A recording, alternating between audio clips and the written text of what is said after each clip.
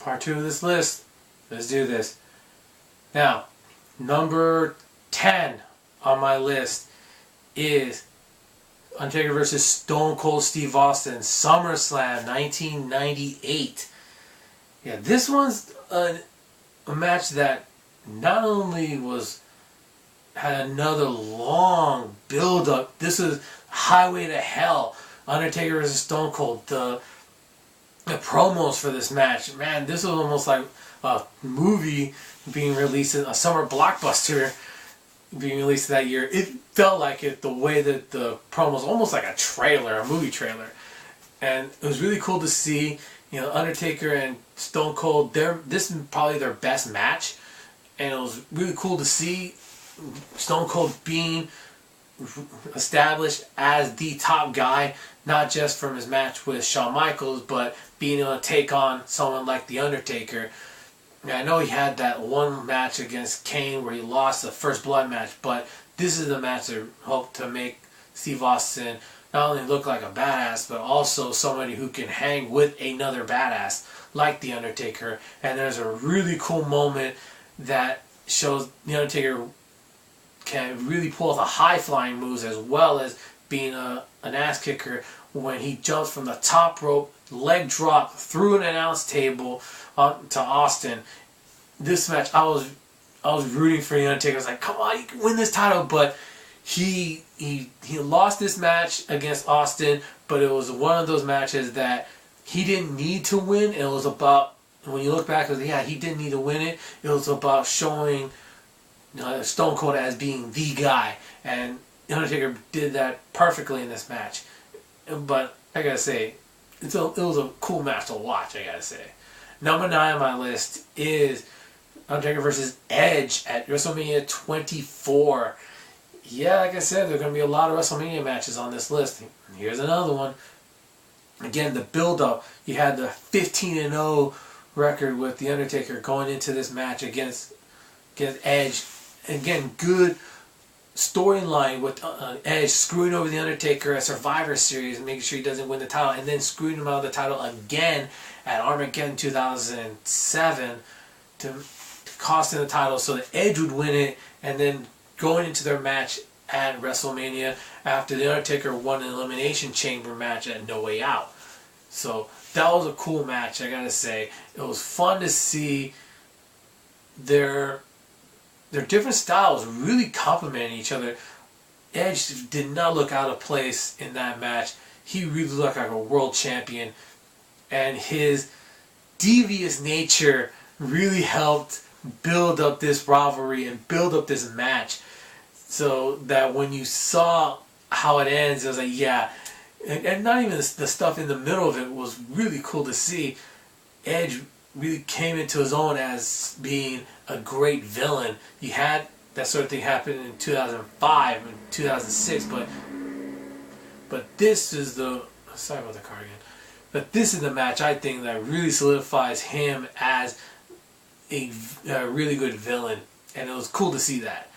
So this is a fun match, but unfortunately not good enough to make it in our top 5, because number 8 on this list is actually from the previous WrestleMania versus Batista, WrestleMania 23.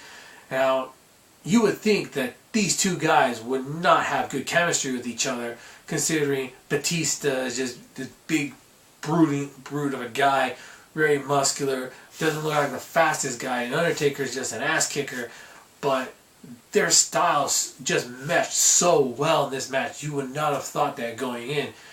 And the way that they went back and forth, and the introduction, The Undertaker in this match by General Manager Theodore Long, really cool.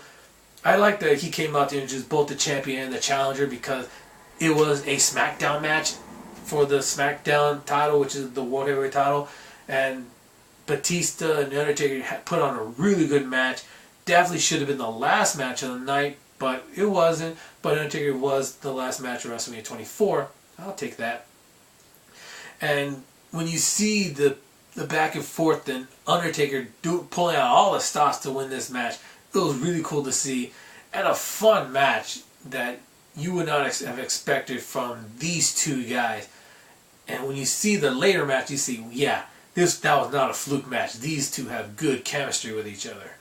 So, number 7 on my list is Undertaker versus Shawn Michaels. You must be wondering, so soon? Really? Shawn Michaels?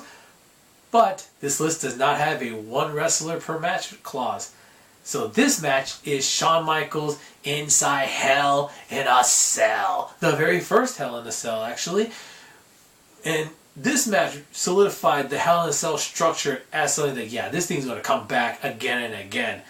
It had such great psychology around the cell, inside the cell, outside the cell, on top of the cell. Undertaker almost doing like a gangster kind of thing where he's stepping on Shawn Michaels' fingertips and sending him off the cell. It was just... when I watched that the first time, I was like, man, that's something you see in a mob movie. And of course, this is the debut of Kane. That's gotta be Kane! And also, one of the last matches that Vince McMahon, the announcer, was a part of before he became Mr. McMahon, the character. But yeah, it's pretty significant historically, but also it's a really good match. And Undertaker and Shawn Michaels had a match at Ground Zero, but that kind of was just a setup. The first course of a 2-course meal, which we had at our second course, our main course was at Hell in a Cell. Really solidified the structure. Great match of Shawn Michaels. Introduction of Kane. And it's a really good match. Probably my favorite Hell in a Cell match. Probably my favorite, except for one that can switch with this one that may or might come later. So, number 6 on my list is Undertaker vs. Hulk Hogan at 1991 Survivor Series. This is an interesting one because it's the very first WWE Championship match and the very first singles match in Survivor Series history. It's historically kind of significant.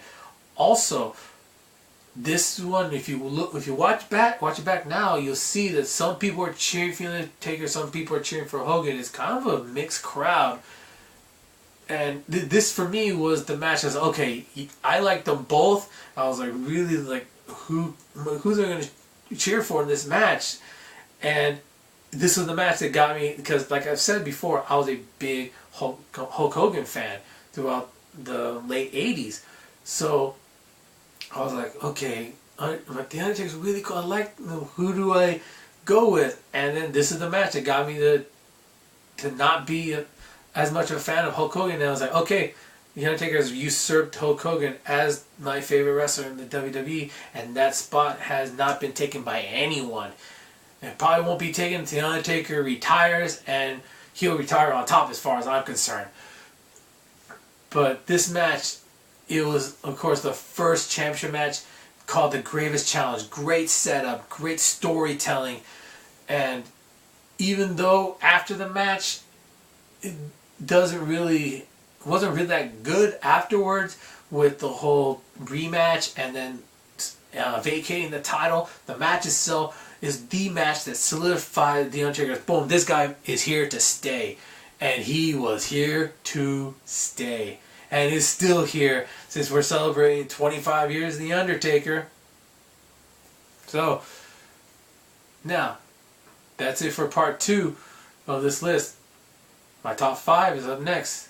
So, if you notice in this match, in this this countdown, there are a few that The Undertaker has lost. So, what's your favorite match that The Undertaker has lost? Yeah, what's your favorite match The Undertaker has lost?